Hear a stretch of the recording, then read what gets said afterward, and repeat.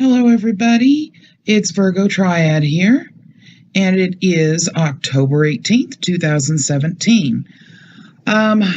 First and foremost, before I get started here, I want to thank Trixie Belton, which is a subscriber on my channel, for locating this article for me. I have been getting an extreme amount of requests with regards to where did the straw man theory, where did the information with regards to these TDA accounts, the Federal Reserve, the Treasury Department, the bonds of the birth certificate, and Social Security card, where did all of these different ideas start from? If they didn't start with Heather Ann Tucci and they didn't start with Charles Miller, where did they actually start? Well, one of the forerunners of this was Roger Elvick. And as I've mentioned many times, this particular scheme has been going on for decades. Roger Elvick is a interesting gentleman, to say the least, and I have been able to locate a copy of his lost tapes. Now, for those of you that have been wanting to really research where this redemption straw man theory came from, where the sovereign citizen idea actually started at, in terms of it getting large enough to where these giant schemes started coming out of it, this is where I would suggest you start. If you really want to know, now let me just say that his tapes are lengthy in nature. They take a bit of sitting back and really paying attention to listen to. There's a lot of esoteric mysticism to them. There's some things that you're going to find strange about them. But if you're wanting to know the truth about where all of this really got rolling good, this is the gentleman that I would suggest you start with. And I think this may open some eyes for some people. For those of you not willing to take the time to listen to this, let me just say that if you do not do your due diligence with regards to this matter, you need to step away from it entirely. If it's too difficult for you to take 2.5 hours out of your time, even if you break it up into pieces, you really have absolutely no business studying up on this stuff at all. Because in order for you to get the full spectrum of it, it's not going to take watching 2 or 3 15-minute YouTube videos. You have to really dig in and research for yourself. So I'm providing this to those that are willing to do their due diligence with regards to where this all got started, why it is something that you really need to look at before attempting. I'm going to go ahead and start with this particular article because I want for you to understand what's happened with this gentleman now. And then directly after this, we will have his lost tapes that you can watch. If you can't watch it all at once, I certainly understand. You should be able to come back in and pick up where you left off and be able to see the whole thing. I think this will shed a lot of light for those of you that were not aware that this was something that went on many years ago. It started a long time ago. This did not start in 2008 or 2009. This has been going on for decades. So the SPLC, which is the Southern Poverty Law Center, has this article up. It's an intelligence report that is on Roger Elvick, which is the gentleman you're going to be watching in this video. He, in this article, they're stating that he claims he has liberated his straw man, a secret doppelganger created by the U.S. government to capture the economic value of U.S. citizens. As the creator of the redemption movement, a bizarre fusion of conspiracy theories and financial chicanery, Roger Elvick claims he has liberated his straw man, a secret doppelganger created by the U.S. government to capture the economic value of U.S. citizens who, according to the redemption doctrine, have unknowingly been sold into slavery to a Jewish-run international banking cabal. But while Elvik's strawman is free, at least in his own mind, the rest of him is back in prison. In April, Elvik pleaded guilty to 1 count, each of forgery, extortion, and engaging in a pattern of corrupt activity, and was sentenced to 4 years in the Ohio State Penitentiary. The 68-year-old far-right extremist and former Aryan Nations associate was charged for aiding and abetting a ring of redemption scammers based on Akron, Ohio, home to the Right Way Law, a clearinghouse for the redemption movement's pseudo-legal shenanigans. A link to this article will be placed in the description. I want to make sure that you understand it's important that you read it. This gentleman has done some serious time for running a grouping of individuals that were doing the same type of shenanigans as attempting to do the TDA direct account wiring or ACH checks online. He was also having people print out checks with this type of information on them. So we're talking about the same type of thing with even additional things added to it, promissory notes. The free energy idea from OPPT came from this gentleman. This is where it all started, folks. You need to really seriously take a look at this. Once again, thank you, Trixie, for providing this article. This article will be linked to the description. And without further ado, here we go with Roger Elvik and his lost tapes.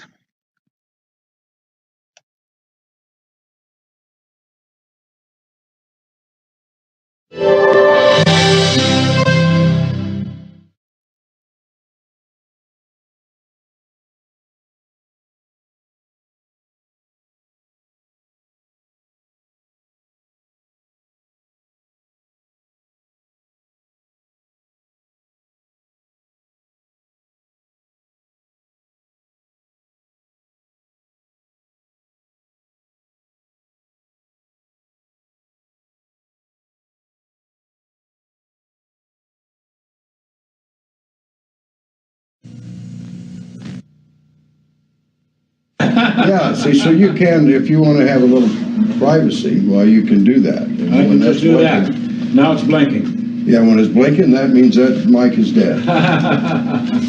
So you're in full. I didn't know that. I didn't know I could shut you guys' water off. Oh. I don't think we want you to. No. That's what we were talking about on the way. We were saying how you were teaching, you were going to show us how we're all so programmed. And so we go, yeah, we're like computers, so too bad we don't have an escape key or control alternate delete. But you don't know computers yet. Oh, that's right. Well, Before we do anything I'll else. pause this off. Well, then I'll get the Is that right? introduction and stuff. Yeah, get your mic on. yeah. That'll stop. Okay, Yeah, here we there we go. go. Whole new thinking, yeah. Right. Are you all focused in You then? bet. Okay. My name is Roger Elvik, and today is The 5th. the 5th of January. 2001. You bet. Brand new year, huh? New Okay. millennium. New millennium. That's right. Just New millennium, yeah. Well, then that probably means here that we have a reversal of the poles.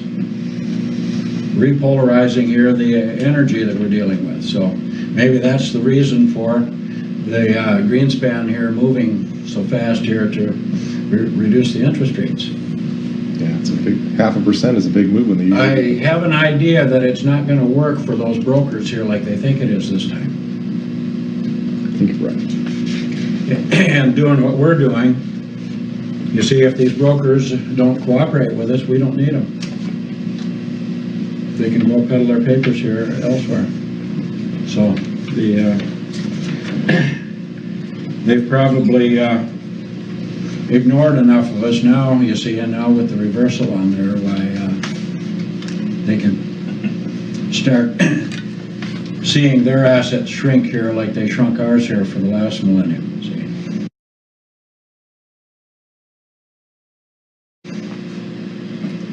And I just wanted that on this tape here because I want to let them know here what I think of them.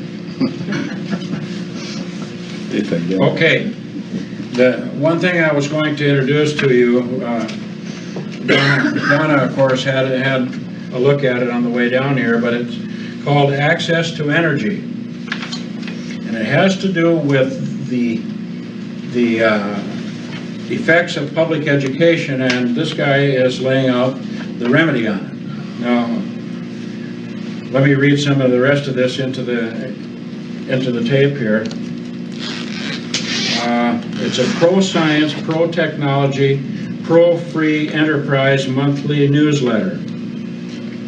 P.O. Box 1250, Cave Junction, Oregon. The zip is 97523. And I guess it says it's a copyright year 2000 by Access to Energy.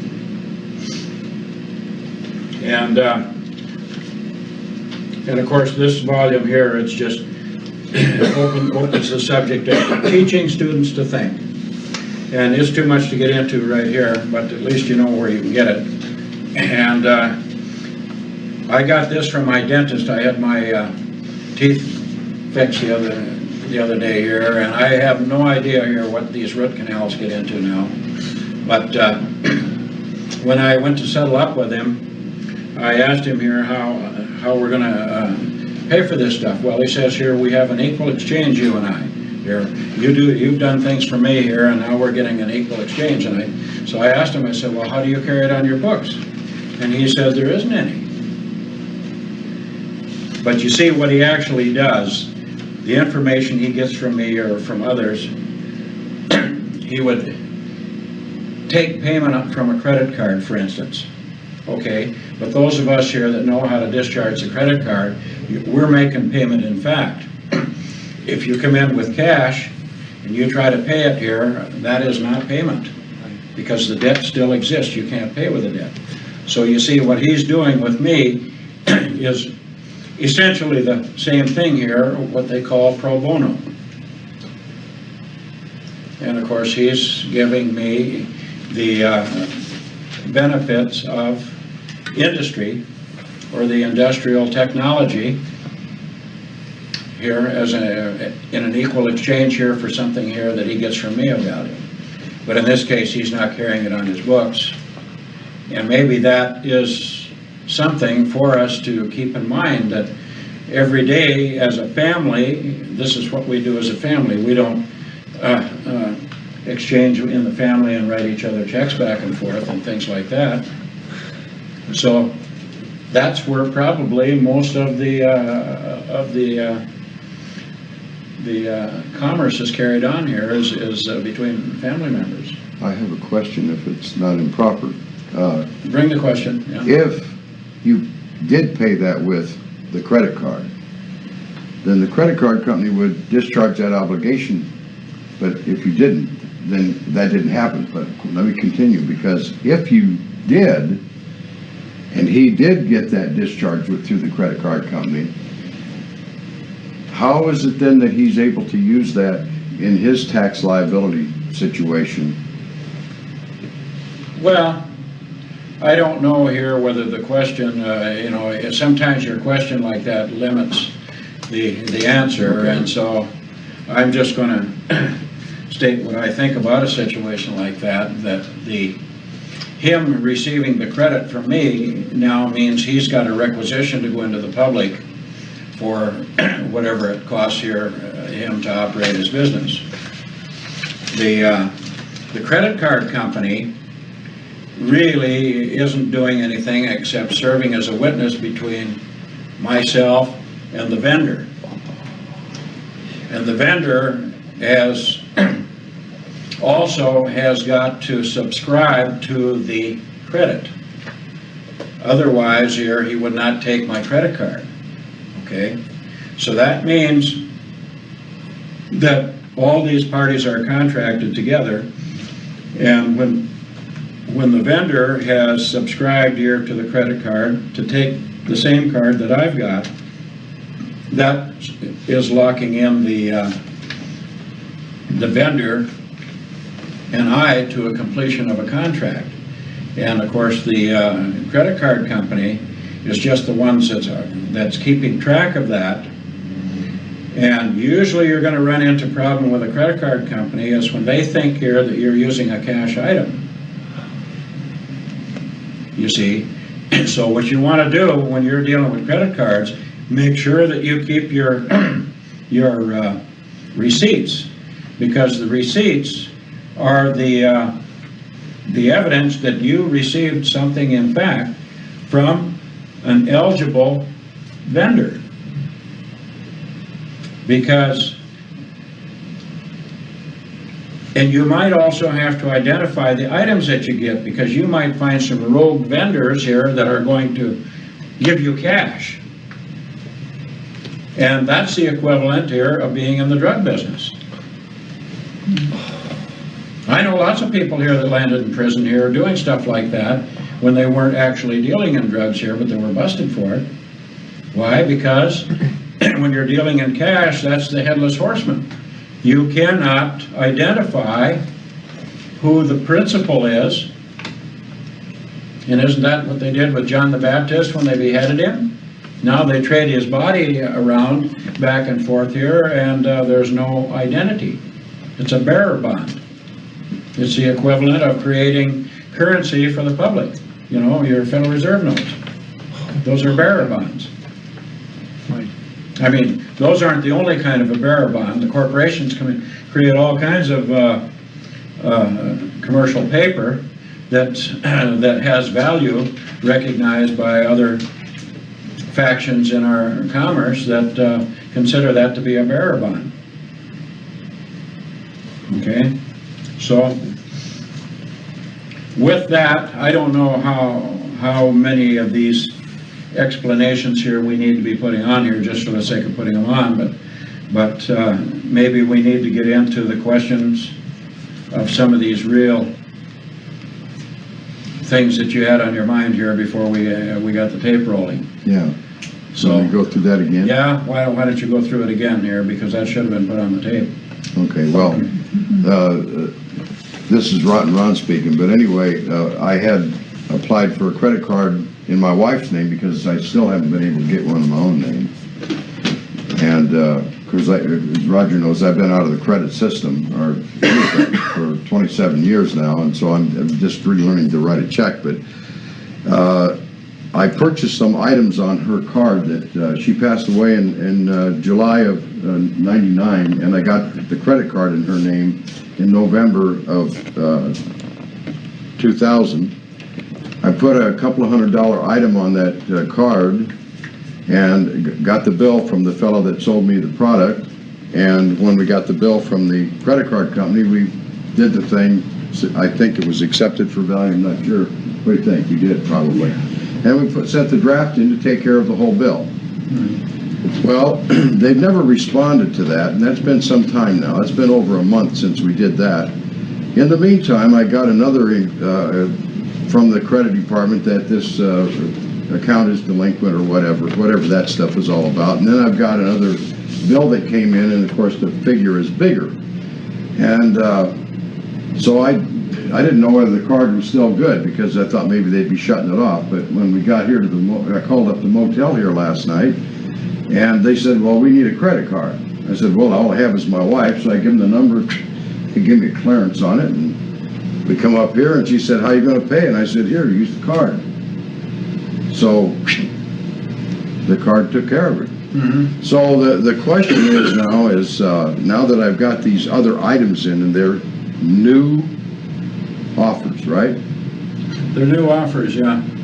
And the fact that they're ignoring the first site draft or documentary draft. That's the evidence here that it has zeroed the account.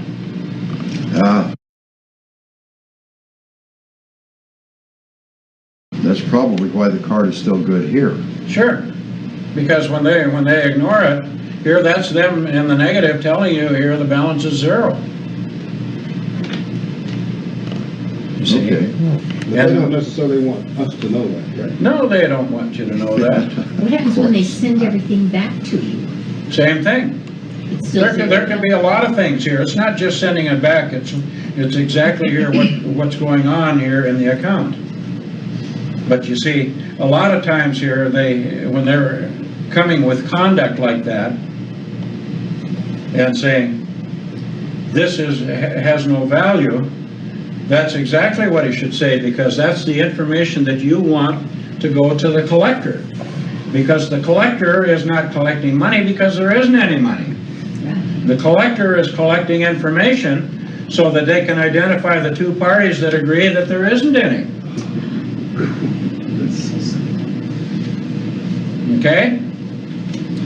So now, most of the question is, when they turn it over for collection, well, you ought to be jumping for joy. It's about time. And so, when you get some of these concepts down, see, then we can get away. We don't have to carry on these meetings and workshops for 2 and 3 days. Here, we can get done with some of these things here in a very short time. And then you see, you got the rest of the way home, and you got lots less stuff to digest, and then you can focus on the real problem here. It doesn't take forever. So, and you don't have to wear yourself out and abuse yourself here in the meantime here to spend all that time. Well, on this subject matter, then, if they do send back, this has happened to several of the people around us, that they send back the draft and all this stuff, blah, blah, blah. Is that time for a letter to go in of instruction of some sort? Well, you see, it depends. You see, if you've used a credit card, you already have this settlement, because you've already got the goods and services, you see. And if they're sending you a bill and they're trying to dun you for goods and services, chances are you don't even have to answer it, because they're admitting here that the account is zero. Now the key to this thing is to how they are using the position of prepayment, you see. Because what they're trained to do is pick a position to try and get you to testify in some manner, or they want to see, even if you're putting it in writing, to see if you're predisposed to testify against yourself, or to give them information, and to constantly give them information every time they ask you a question. Then you see, if you're too prone to do that, chances are they're going to engineer a court appearance. So you see, the best way, I guess, is to just, like you did, just take your card out and use it. And then what they do, sometimes they have a way here of tipping off the vendor to make the claim on you and say here, well, we can't take your card. Oh, you can't take it? Well, see, they're making a claim when they do that. And the question in my mind is do you have an exemption, or do you have a deduction to make that claim? Because what they're doing, I've seen where the card companies, and these are really not card companies, a lot of times there's an attorney in between that intercepts here the correspondence, and he jumps on the case here, and he's in disguise representing himself as the company here, when it's just an attorney that's taken some Viagra. he's gotten taller. He's looking for someone to screw. Yeah. And so so it's not, you're not really talking to the card company. You're talking to an attorney who's taken the account in bar. Now he's stealing the account, because that is the money. In fact, you see that there isn't any money, but he's selling it here on the black market here as if it is. He's in that's the equivalent to the emergency war powers. They're going internal, or you're going into the emergency room. Does the attorney, when he takes on that position, stepping between you and that credit card company or whatever, is he acting privately in that capacity? When Sure he is. He has to act in his own name. That's why we make him from then on, he's our baby. Sure, he's the one now that is holding the bond. He's holding the value of the contract, see, and he's the one here that has the obligation to see to it that the trustee in bankruptcy discharges his duties, because he's holding the charge. See, there can't be a discharge until there's a charge. So he's holding the charge, and so there we can go after him and hold him accountable for it, because a lot of the people he represents here, these are people who don't know any better. They're the privates out in the front line that the enemy is shooting at. Yeah, and they're all cannon fodder here as far as those attorneys are concerned, because they're British agents. Right. Esquire? British authorization. That's British. Registry, yeah. They're the ones that are financing here Greater Fresno or Greater Sacramento. The Great Bond of Great Britain here, it's all insurance money, and that money is not eligible to be used for original issue. It can only be used to fix something. And that means to fix something that was in prior existence. And that something must be personal property, because they have to identify the principal that had the prior existence, and that's where the word priority comes from prior. So the prior existence is what? The promise of the Messiah, or the promise of redemption. And so you see, it's those people, the person who subscribes to that truth, that has described the personal property that needs to be fixed. Now you see that attorney here is obligated to provide the redemption, and they're not. These are the ones there that the New Testament is talking about, that say that we can't do business on the Sabbath day. But the Sabbath day, which I'm sure they aren't going to like me here pointing out what is the Sabbath day here, which is the nighttime, where they get their overnight loans. Which means the Jewish day starts after 6 o'clock in the evening, and that's every day. And that's why they're called children of darkness. Yeah, the children of darkness, yeah. And the word Jew just simply means he who is operating his commerce by execution of law. In other words, who depends on an executive officer. But the executive officers, they claim an interest in you. They're claiming here that they are holding in common with you the stock here of the body of government. They claim to hold an interest here, and that's a common law. But doesn't the New Testament here tell us here there's no such thing, or nothing common or unclean? It's all holy. Acts chapter 10. Yeah. Okay, so there's the working mechanism here as to how we get at these characters. Because you bind them in their conscience, and when they violate we then set it up here so that they can violate their conscience. This is how they've set all of us up before. But now we're going to invite them to do it. And when they violate their conscience here, their immune system goes down. And now you see they have contracted for disease, commercial disease. And all they have to do is walk into the doctor here, and he'll take the manual out here and ask him here, what kind of a disease did you contract for? Here, I'll look it up in the book.